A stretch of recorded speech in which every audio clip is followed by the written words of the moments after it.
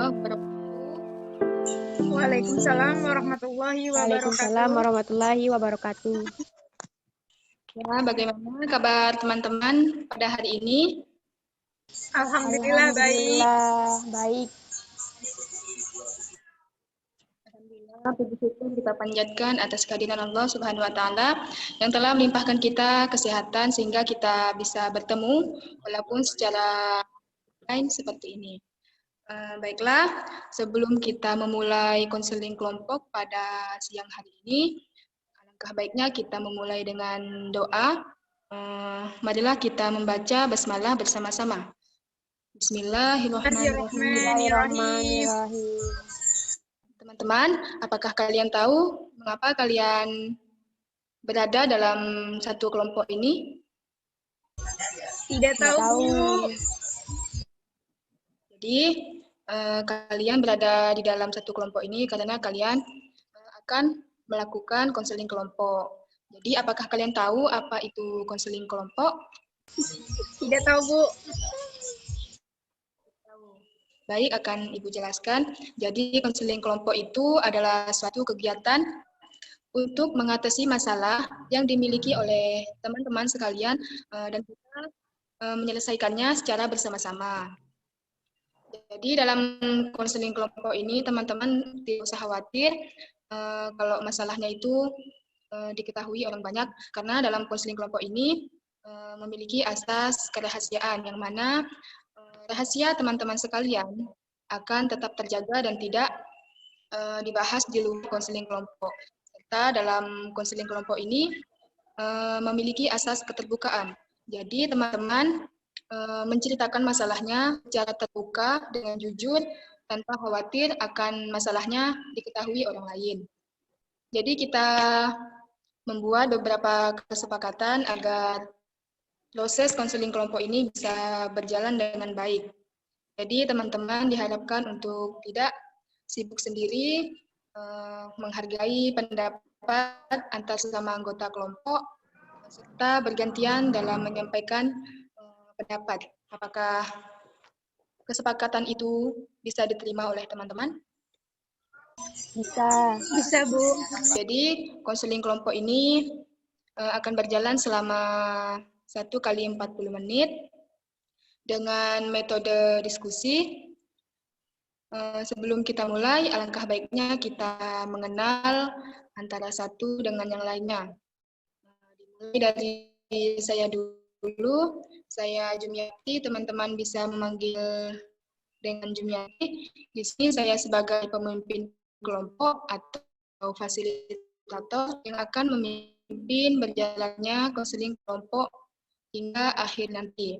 Silakan teman-teman untuk memperkenalkan diri terlebih dahulu. Baiklah, dimulai dari siapa? Baik, silakan saudara kita. Perkenalkan, nama saya Anggita. Saya berasal dari Pontianak. Saat ini saya tinggal di Tanjung Redua. Ya, baik. Terima kasih Anggita. Selanjutnya. Saya, Bu. Perkenalkan, nama saya Sartuna. Saya berasal dari Kayang Utara. Saya tinggalnya di Desa Sungai Sepeti, Kabupaten Kayang Utara. Tapi kalau di Pontianak saya tinggal di Jalan Silat, Asrama Rata Nirmala. Ya, terima kasih Sartuna. Selanjutnya, saudara Faisal. Saya asal dari Kapuas Hulu.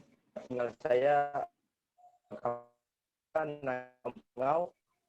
Saya tinggal kalau di Pontianak saya tinggal di Veteran Gang Suku 2.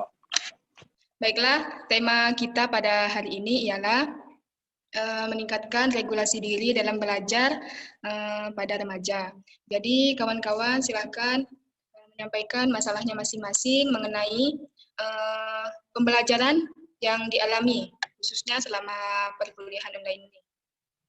Silakan kepada kawan-kawan yang ingin menyampaikan permasalahannya. Saya. Nah, silakan Anggita. Nah, apa tuh namanya, selama pembelajaran online ini kan dilakukan dengan selalu dengan itu, apa namanya, Zoom, aplikasi itu kan, Meet, terus nggak jauh dari HP. Nah, saya tuh kayak rasa kurang apa ya namanya, kurang memahami materi yang disampaikan dari beberapa dosen. Mungkin karena beberapa dosen ini tidak menyampaikan materi dengan aplikasi, mungkin dengan kendala jaringan. Nah itu kayak membuat saya tuh jadi malas gitu untuk mengikuti pembelajaran selama online ini. Seperti Iya. itu. Ya, siapa lagi yang ingin menyampaikan permasalahannya? Oke, Bu. Kan kita tahu, Bu, kalau pembelajaran online ini kan betul kata Anggita tuh banyak menggunakan aplikasi Zoom, Meet, Classroom, terus WA kan. Cuma biasanya kadang tuh misalnya kalau belajar di Zoom tuh biasanya tuh dosen tuh misal udah habis waktunya tuh masih lanjut terus. Kan itu kan kayak jelaskan tuh sesuai dengan PPT, malah membuat kita tuh malah kayak bosan pembelajarannya, kayak diskusinya tuh kurang.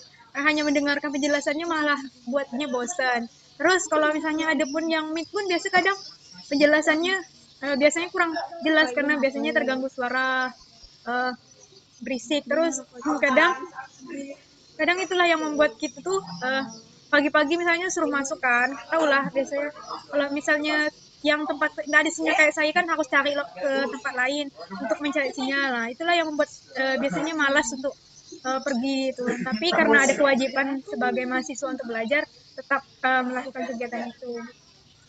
Itu sih permasalahan saya.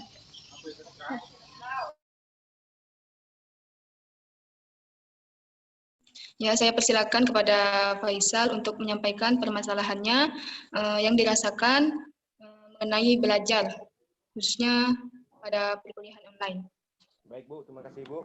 Masalah yang Ya. saya miliki dalam pembelajaran Bu, pertama itu masuk kepengen mau tidur Bu. Terus kurang mendengarkan apa yang dosen jelaskan Bu di depan. Masalah yang dalam pelajaran ini Bu, yang pasti kalau waktu belajar rasanya pengen tidur ngantuk itu Bu.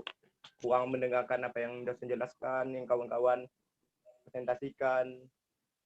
Malu untuk bertanya Bu. Mungkin itu saja yang saya miliki permasalahannya Bu. Ya, baik, terima kasih Faisal. Nah, jadi saya sudah mendengarkan permasalahan dari kawan-kawan sekalian. Akan tetapi jika kita bahas pada hari ini, waktunya tidak cukup karena waktu kita juga terbatas ya, hanya 1 kali 40 menit.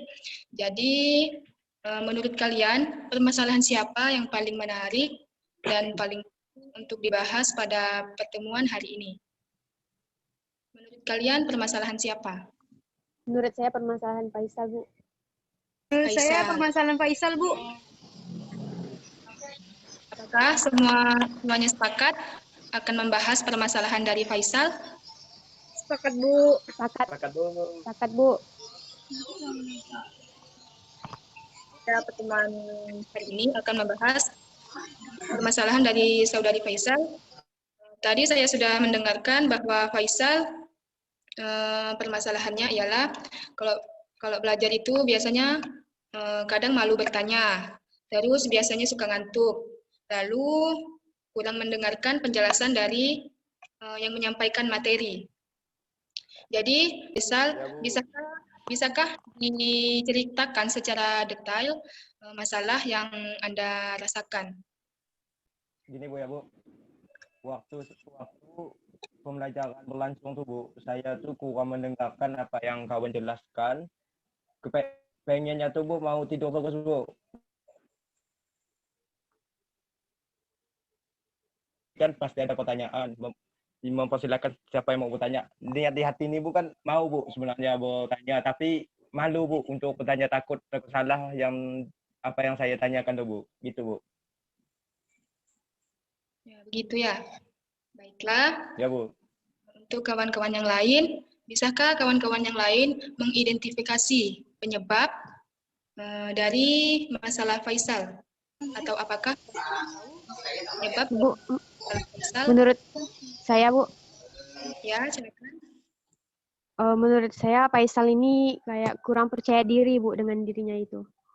Kan dia kan dalam hari ini kan berkeinginan untuk misalnya menanya kan, tapi tiba-tiba nggak jadi, mungkin rasa karena malu atau karena dia kan udah nggak terbiasa untuk nanya. Jadi ketika ingin nanya tuh dia langsung misalnya berpikir, oh ini betul nggak ya pertanyaan ini, nanti dia olok kawan-kawan nggak ya gitu. Menurut saya sih gitu, karena dia kurang percaya sama dirinya sendiri, Bu. Ya, baik. Terima kasih, Anggita. Apakah ada yang ingin menyampaikan teman-teman yang lain tentang penyebab dari masalah Faisal? Saya, Bu. Silakan, Fortuna. Kan dia itu kan susah juga untuk bertanya, terus malu. Menurut saya sih yang ngantuk juga kan. Menurut saya sih untuk saya itu kan dia malas untuk mendengarkan gitu kan. Mungkin dengar itu sambil mendengarkan tuh sambil buat yang sesuatu yang bisa semangat, misalnya mendengarkan udah lepas dengarkan itu tuh diidentifikasi apa sih yang ingin ditanyakan. Menurut saya sih gitu. Terus pelajari didengarkan secara ulang-ulang biar saat mau bertanya tuh kepercayaan dia tumbuh, atau bertanya tuh dia kalau takut bertanya tuh bertanya ya nanti kan pasti akan dibaguskan oleh teman-temannya sih, kalau menurut saya sih gitu. Baik, terima kasih Saudari Satuna. Jadi menurut kawan-kawan ini penyebab dari masalah Faisal dapat saya simpulkan itu Faisal ini kurang percaya diri. Kemudian saya persilakan juga kepada teman-teman untuk memberi masukan dari permasalahan yang Faisal rasakan. Jadi teman-teman silakan untuk memberi solusi atau pendapat atau jalan keluar dari permasalahan yang Faisal rasakan. Nah, menurut saya untuk Faisal ini takut tadi oleh teman gitu. Coba aja dulu misalnya mau bertanya nih kan, tanya, diusahakan bawa percaya diri, oh aku harus nanya nih, harus bisa gitu.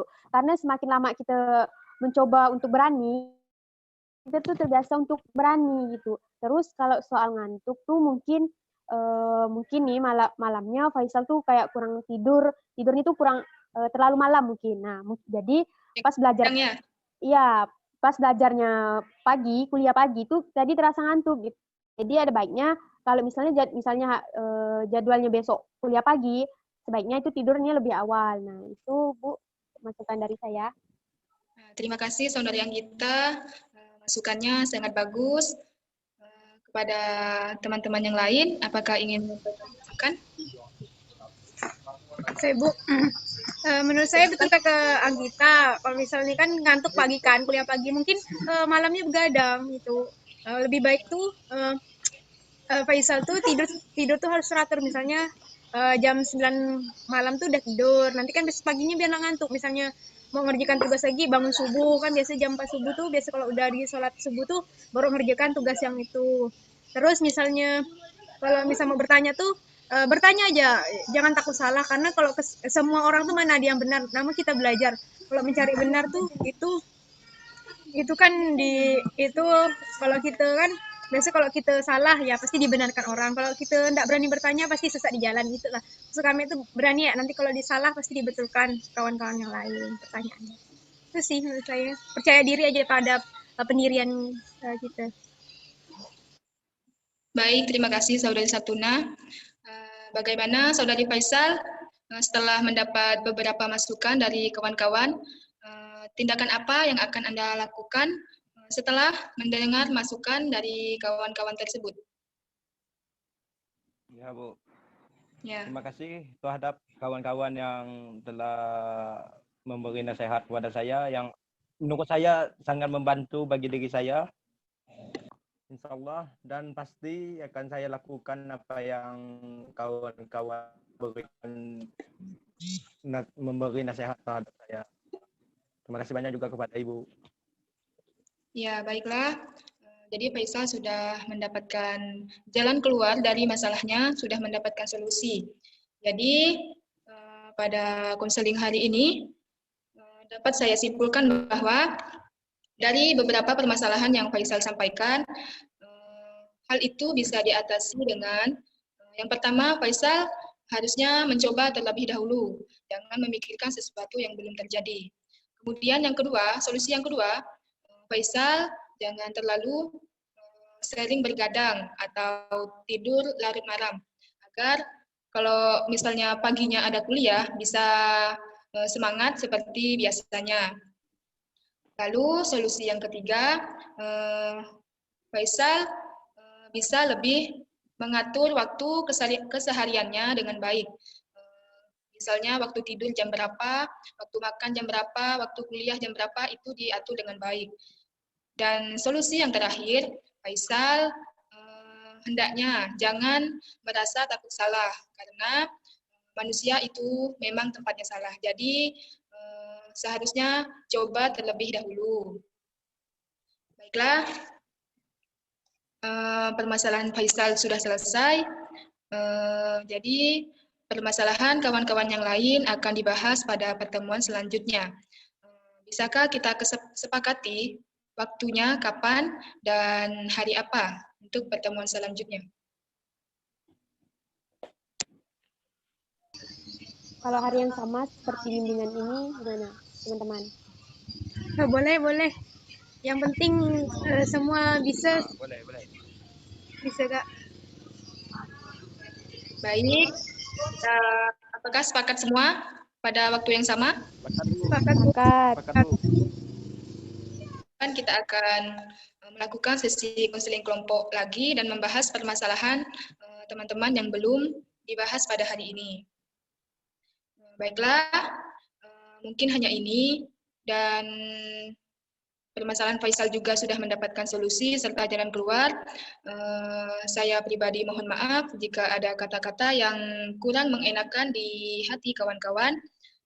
Untuk itu, marilah kita tutup konseling kelompok pada siang hari ini dengan membaca hamdalah. Alhamdulillahirabbil alamin. Baiklah, saya tutup konseling kelompok kali ini. Assalamualaikum warahmatullahi wabarakatuh. Waalaikumsalam warahmatullahi wabarakatuh.